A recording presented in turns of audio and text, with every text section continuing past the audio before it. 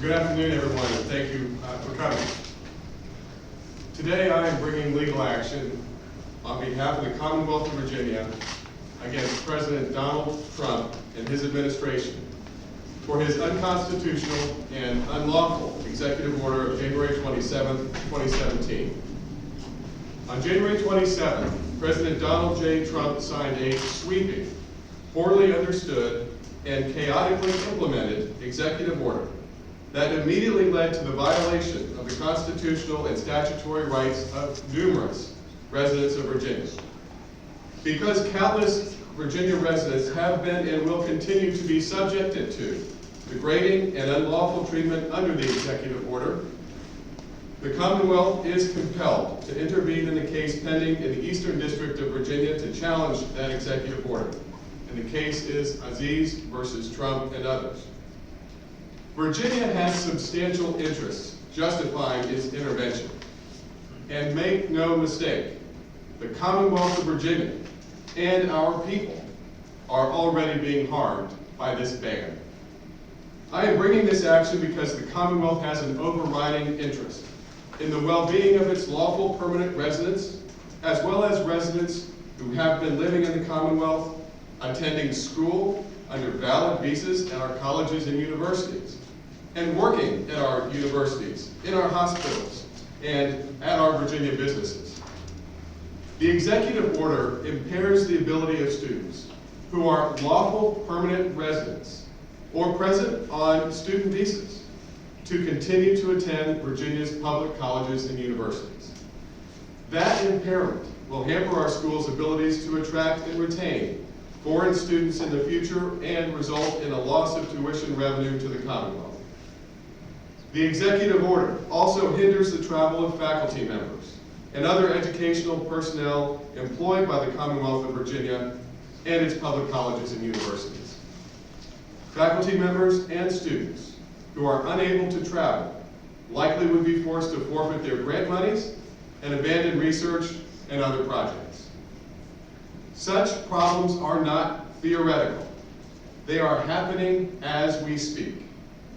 As an example, there are more than 100 students at Virginia Commonwealth University alone who are now unable to leave to visit their families or re-enter the United States to continue their education. Identical stories are found on campuses all across Virginia. Our colleges and universities frequently obtain high-skilled worker visas for faculty members, and each has a number of employees on those visas.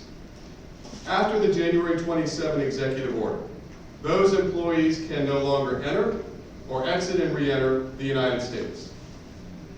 The full impact of President Trump's ban remains unclear. Because the government has not complied fully and transparently with a valid temporary restraining order issued by a federal court, the Commonwealth has been hindered in its ability to identify the Virginia residents who have been detained at Dulles, moved to an immigration detention facility, or even removed from the country. In sum, there are countless residents of the Commonwealth, people who live in Virginia, who work in Virginia, or who attend schools in Virginia, whose lives and livelihoods have been and will be severely disrupted by the January 27 executive order. We have been working around the clock since Friday to examine this executive order before reaching this conclusion. This is not an action I take lightly, but it is one that I take with confidence in our legal analysis and in the necessity of intervening to both protect the Commonwealth's own sovereign interests and vindicate its residents' civil rights. This order is unlawful, unconstitutional, and un-American. Action is required. Our motion for intervention is now before the court. Because our intervention is pending, I apologize I will not be able to take questions today. Once our intervention is approved, we will have more to share on our legal arguments and how we intend to move forward. Governor? I want to thank the Attorney General today for his courageous move. This is important for the Commonwealth of Virginia since Friday. The Attorney General's office as well as the Governor's office have been receiving calls from folks from all throughout the Commonwealth. They wanted us to take action. I asked the Attorney General's team to look at whatever legal remedies we may have available to us.